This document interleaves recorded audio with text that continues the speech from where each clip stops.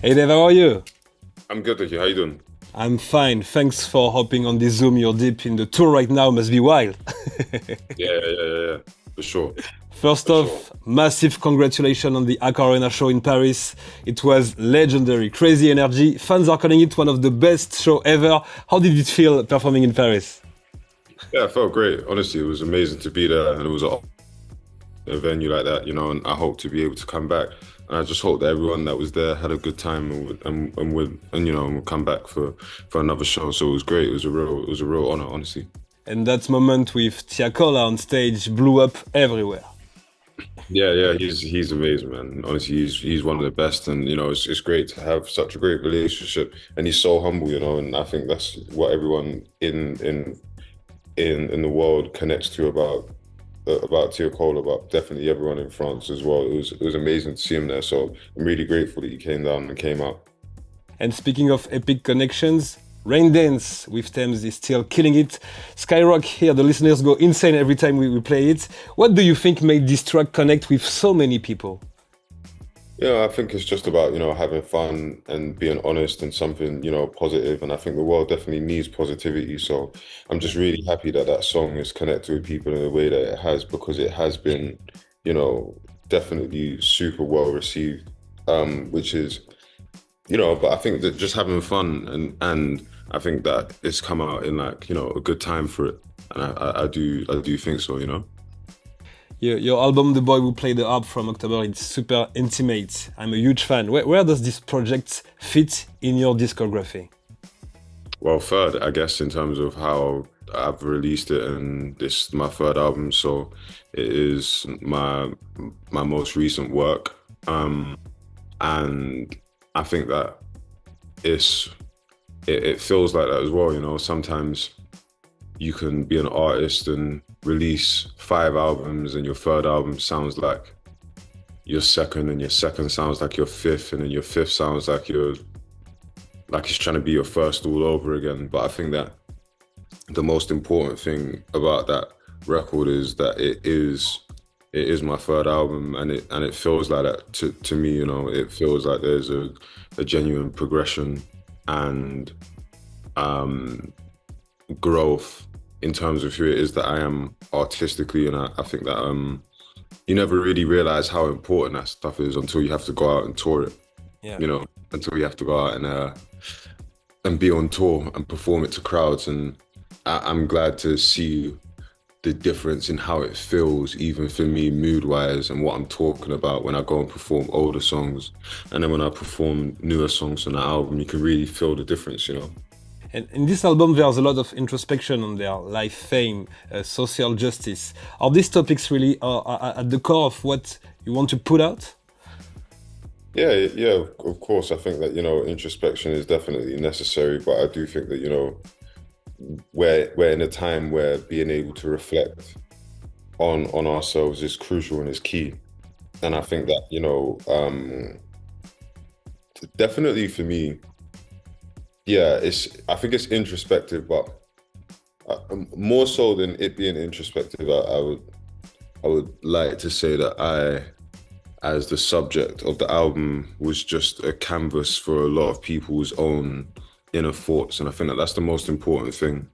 I think sometimes people can mistake doing something that is reflective of oneself for being concerned about oneself. But Yeah.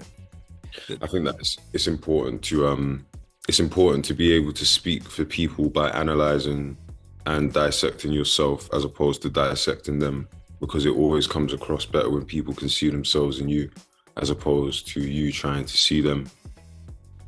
And the features are strong.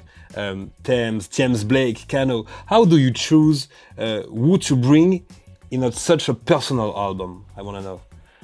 I think the most important thing is who you're friends with and who you talk to often, and like who you have a good relationship with. And that was Yeah. the main thing that like was a deciding factor for me.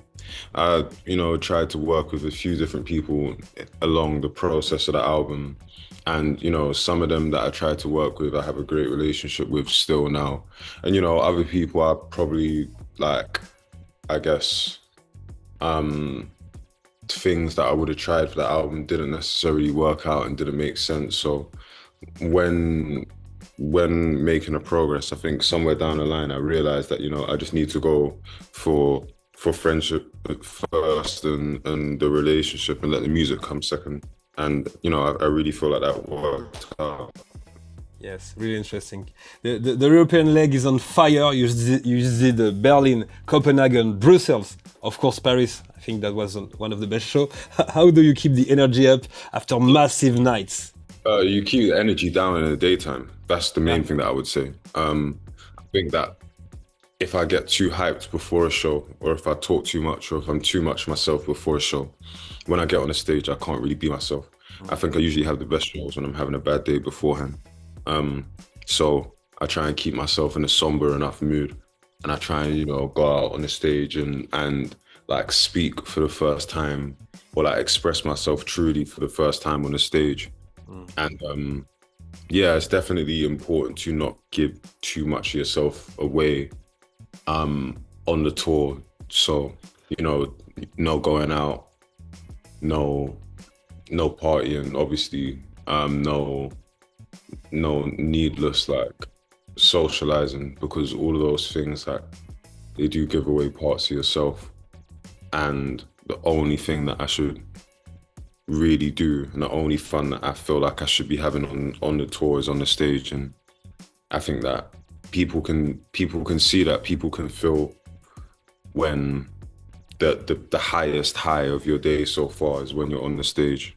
And I think that people can feel when that's not the case as well. So I just try and make sure that I leave everything out there for all the people that have come to see me. And the European tour was incredible. Honestly, it was great. Like, it was a real honor to be able to play to all of those people. And, you know, like, so many people would show up for us and what it is that we do. It was really, you know, an honor. And next up is huge UK run with Dublin, Glasgow, multiple sold out, and O2 in London. Congratulations for that. In June with the US run, the Australia run. How are you preparing mentally and physically for this big stretch of worldwide dates? I think, you know, try to get back to exercising, try to get back to playing football and running a bit more to make sure that I'm fit. But definitely, it's going to be a lot on the mind, and it's going to be a lot to take on. But I also think that at the end of the day, it's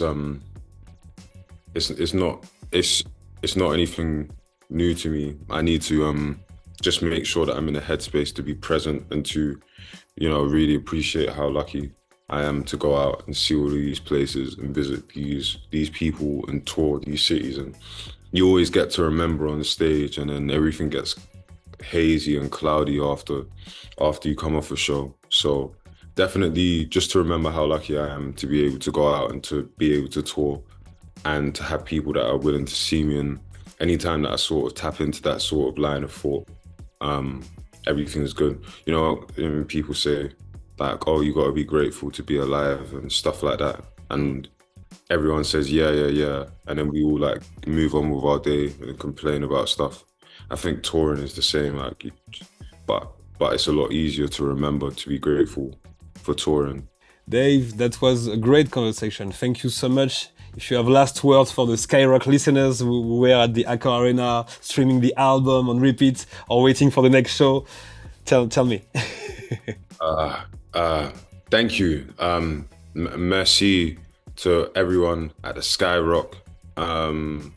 You know, I appreciate all of my French supporters and all of the French people. I love Paris so much, and it's such an inspiring city. And I, you know, just want to say thank you for allowing me to be a part of the story in France and being so welcoming to me, even though I'm from, you know, another country.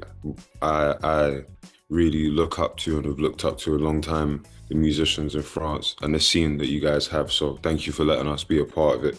Really don't take it for granted, you know, so thank you all for that. Dave, merci beaucoup.